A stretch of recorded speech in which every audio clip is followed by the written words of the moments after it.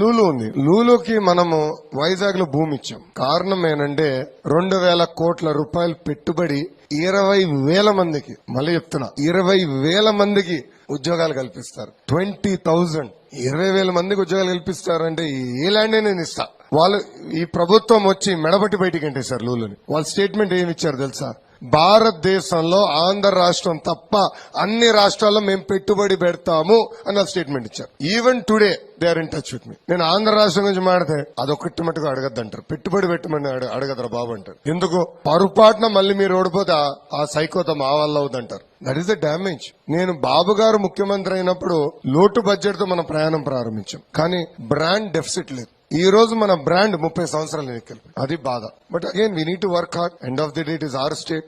We need to rebuild the brand, recreate the magic and definitely attract investments. ఈ video కానీ మీకు నచ్చినట్లయితే like, comment, share చేయండి. మరిన్ని అప్డేట్స్ కోసం సబ్స్క్రైబ్ చేయండి.